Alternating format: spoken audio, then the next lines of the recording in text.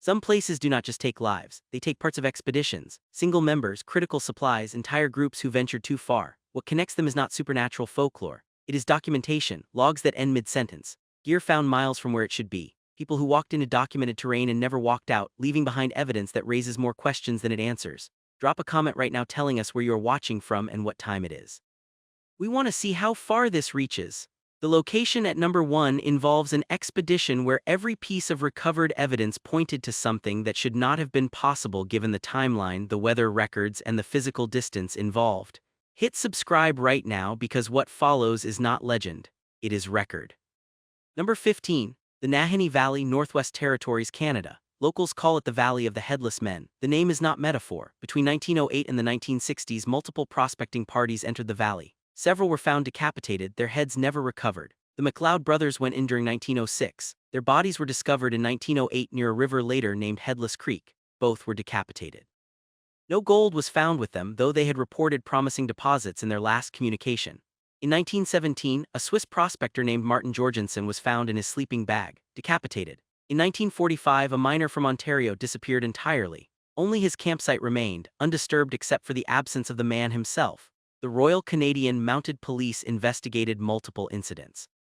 Their reports note the lack of animal predation and the precision involved. Nahanni National Park Reserve now covers the area. Park wardens confirm the historical accounts and acknowledge the number of people who have not returned. Hikers who traverse the valley today describe an unease that arrives without obvious cause. Many cut their visits shorter than planned. They do not always explain why. At least the valley is vast enough to avoid. The next location sits in the middle of a city. Number 14. The Catacombs of Paris, Île-de-France, France. Beneath Paris, roughly 200 miles of tunnels hold the remains of approximately 6 million people.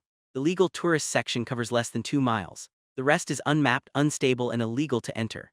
In 1793, Philibert Espert, doorkeeper of the Val de Grace Hospital, entered the catacombs.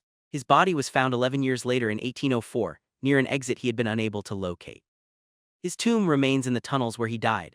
In 2004, police discovered a fully equipped cinema carved into a restricted section. Power had been illegally tapped, seats were arranged, the projector worked. When police returned 3 days later, everything had been removed. A note was left warning them not to investigate further. In 2017, 2 teenagers entered through an illegal access point. One became separated. Search teams found him after 60 hours. He could not explain where he had been or how he had survived without water. Urban explorers known as cataphiles navigate the tunnels regularly. Several have not returned. In 2019, a group of 4 entered together. 3 emerged. The 4th, a man with extensive experience in the tunnels, was never found. His phone and pack were located in a chamber he had visited dozens of times before. He was not. The catacombs are cold and still and older than the city above them. The next place is not still at all. Number 13. The Dyatlov Pass, Ural Mountains, Russia. In February 1959, 9 experienced hikers died under circumstances that remain unresolved. They were led by Igor Dyatlov, a 5th-year student at the Ural Polytechnic Institute. The group set up camp on the slopes of Khalat Syakhl. At some point during the night, they cut their way out of their tent from the inside and fled into sub-zero temperatures. Most were found in various states of undress. Some had removed their clothing entirely. 3 showed severe internal injuries. 1 was missing her tongue, eyes, and part of her lips. No external trauma explained the internal damage. Soviet investigators documented radiation on some of the clothing. The conclusion in the official file was compelling natural force. No further explanation was provided. The tent remained intact except for the cuts made from within. Subsequent expeditions to the area have reported equipment failures, compasses spinning, and an atmospheric pressure that several independent groups describe in identical terms. In 2019, the Russian government reopened the investigation. Their conclusion cited an avalanche. The original investigators had ruled that out in 1959 due to the lack of debris and the slope angle. The pass is accessible. Hikers still go. Some leave earlier than planned. The next location has been occupied for centuries, and people still disappear inside it. Number 12. The Bennington Triangle, Vermont, United States. Between 1945 and 1950, 5 people vanished in a concentrated area of southwestern Vermont near Glastonbury Mountain. Mitty Rivers, an experienced hunting guide, disappeared on November 12, 1945 while leading a group. He walked ahead. The group heard a single rifle shot. Rivers was never seen again. On December 1, 1946, 18-year-old Paula Weldon left her college campus for a walk on the Long Trail. Multiple witnesses saw her. She disappeared between 2 sightings less than half a mile apart. In 1950, 8-year-old Paul Jepson vanished while his mother worked nearby. Bloodhounds tracked his scent to a nearby highway, then lost it. Frietta Langer, an experienced hiker, disappeared on October 28, 1950. Her body was found 7 months later in an area that had been searched repeatedly. The cause of death could not be determined due to decomposition.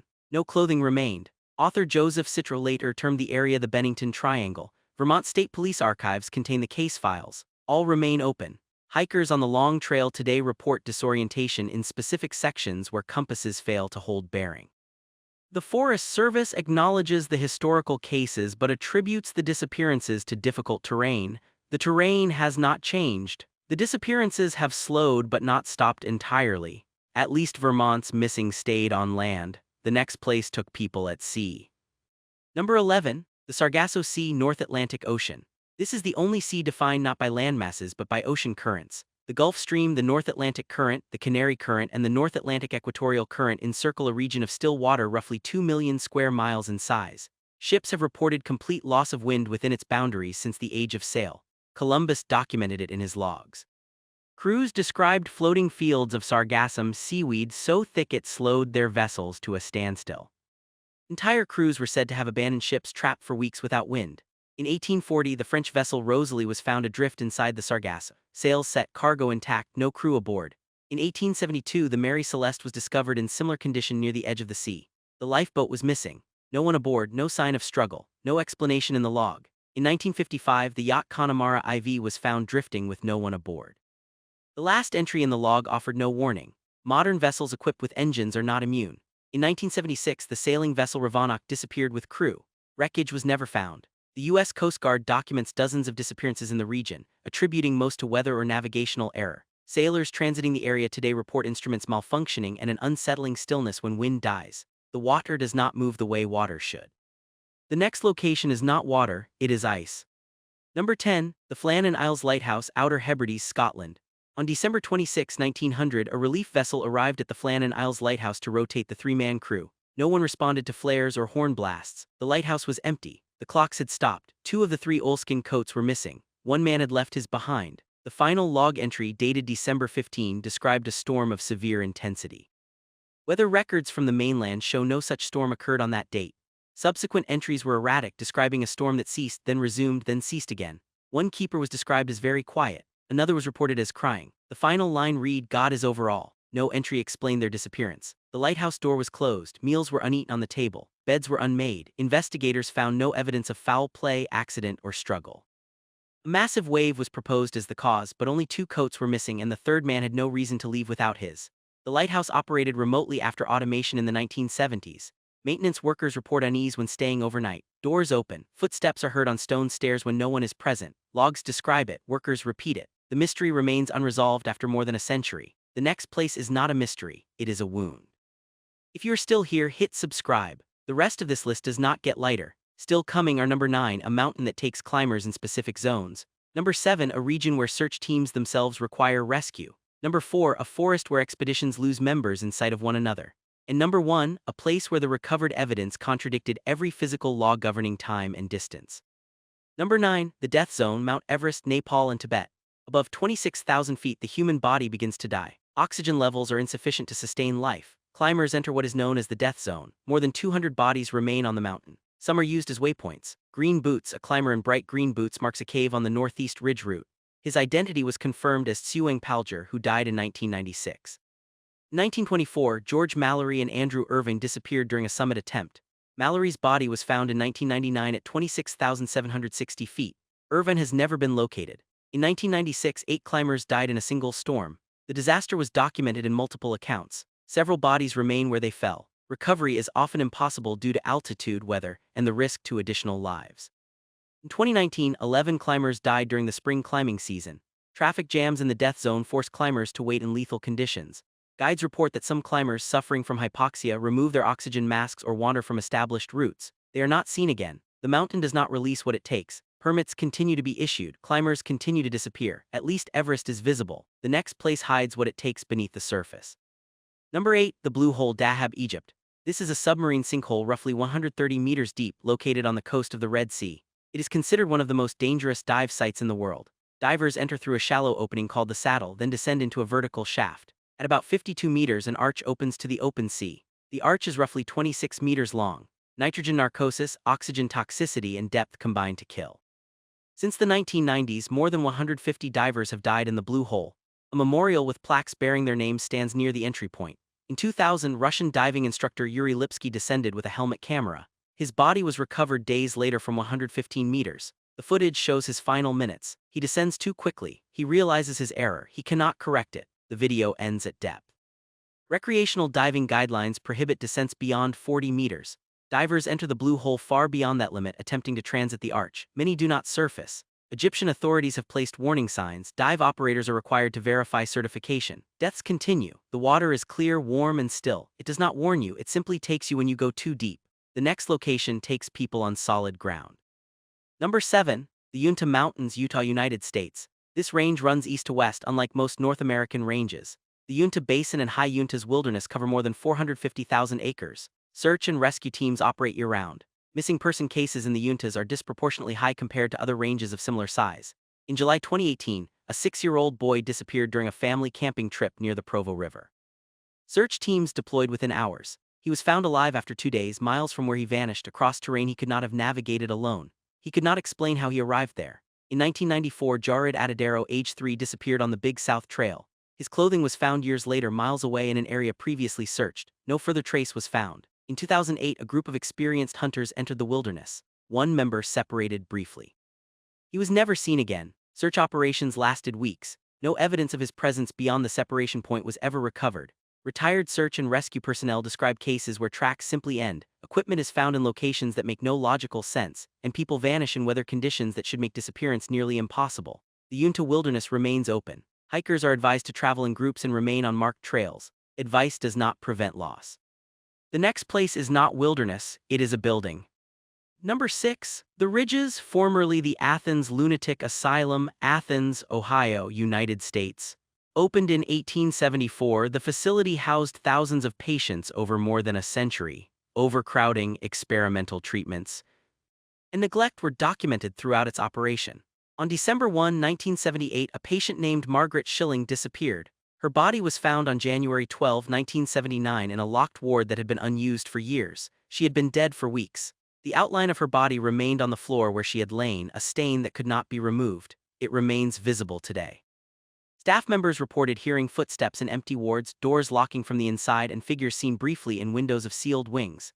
After the facility closed in 1993, portions were converted for use by Ohio University. Students and staff in those buildings report identical experiences. Shadows move in peripheral vision. Voices are heard in stairwells. The stain of Margaret Schilling is photographed regularly. It has not faded. The building is not abandoned. It is partially occupied. Tours are offered. Guides do not dispute the documented history. They also do not dispute what people continue to experience in the wards, the tunnels, and the rooms where patients died under conditions the state later acknowledged as inhumane.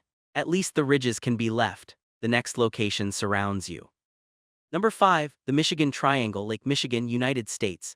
This area stretching between Michigan, Wisconsin, and Illinois has been the site of numerous unexplained disappearances.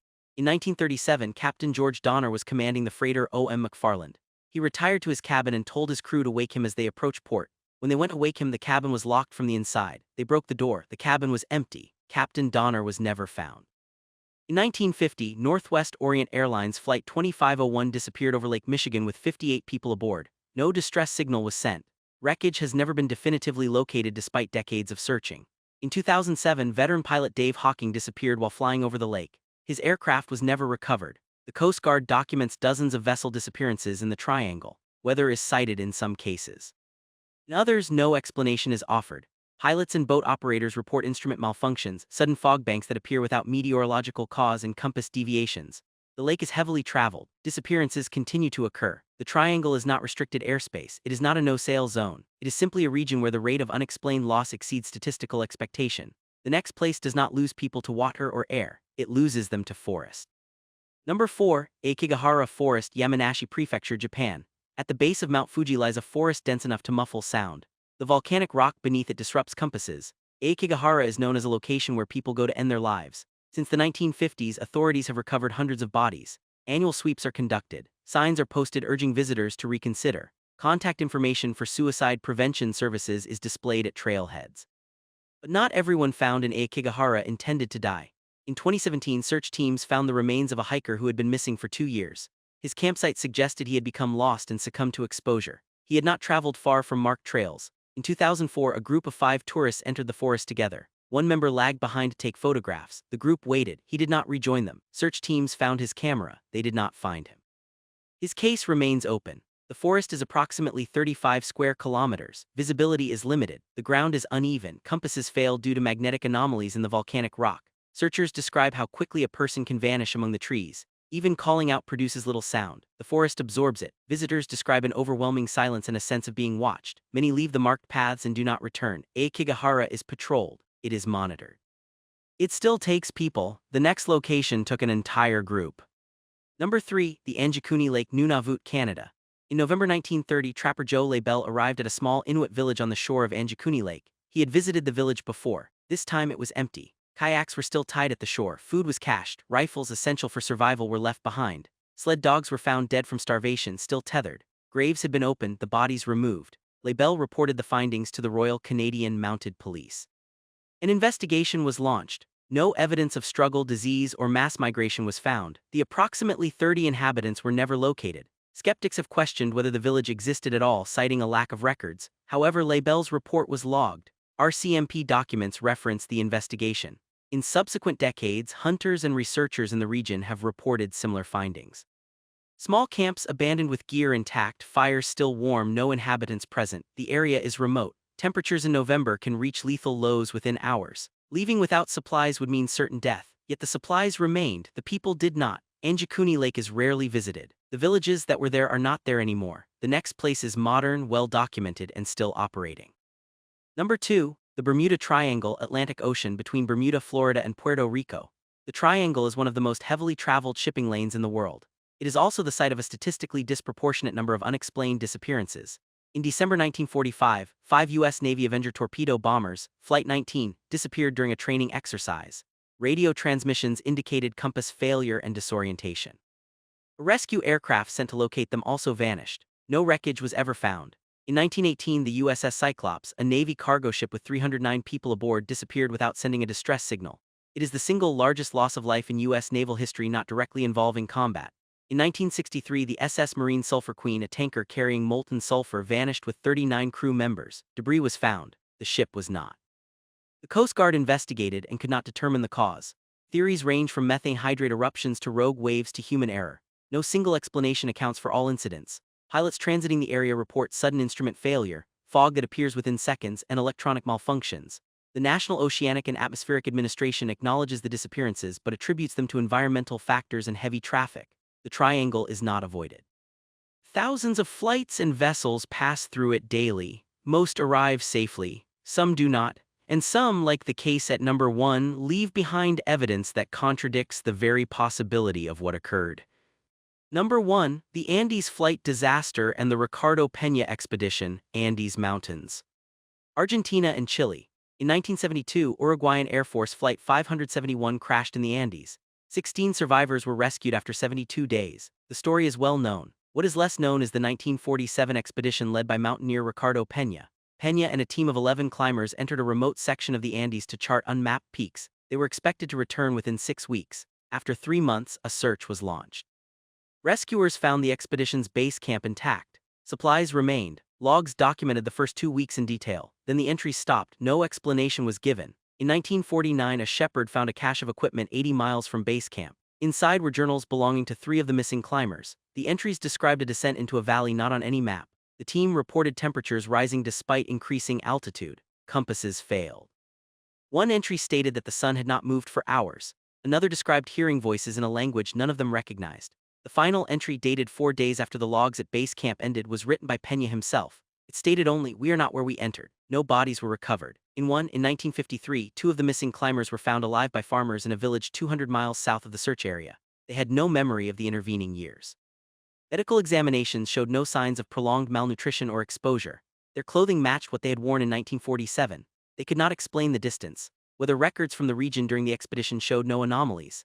The valley they described does not appear on any survey. The journals remain in the archives of the Argentine Mountaineering Association. Requests to view them require formal application. The 2 survivors refused all interviews after their initial debriefing. One died in 1961. The other lived until 1989 and never spoke publicly about the expedition again. The remaining 9 members of the Peña expedition were never found. Search operations continued sporadically until 1955, then ceased. The area they entered remains accessible. Climbing permits are still issued. No expedition has reported the valley Peña described. But no expedition has fully explained what happened to 11 experienced climbers who walked into documented terrain and left behind evidence in locations they could not have reached in the time available. 15 locations, 9 countries: water, ice, forest, stone, and air. What connects them is not folklore, it is record, logs that end without explanation. Gear found where it should not be. People who entered known places and did not return, leaving behind questions that documentation only deepens. Which location stayed with you? Tell us in the comments. The next video takes you to places where the architecture itself was designed to do harm. You will not want to miss it. Thank you for staying with us through all 15. If you made it this far, you understand that these are not stories meant to entertain. They are records, they are documented, they are real. The disappearances continue. New cases emerge every year following patterns established decades ago. Compasses fail in the same locations. Equipment appears miles from where it was last seen. People vanish in sight of witnesses. And in some cases, they return changed, with no memory of time that should have been impossible to survive. We do not know what connects these places. We do not know why some locations seem to demand a price from those who enter them. We only know that the pattern repeats. The documentation exists. The questions remain unanswered. If you have experienced something unexplained in any of these locations or in a place like them, we want to hear from you. Leave a detailed comment. Tell us what happened. Tell us what you saw. Tell us what you could not explain. This channel exists because these stories deserve to be told, investigated, and remembered. Subscribe now so you do not miss the next exploration into places that take more than just geography. Turn on notifications. Watch the next video. And remember, some places are not meant to be fully understood. They are only meant to be documented, respected, and approached with the knowledge that not everyone who enters them leaves the same way they arrived.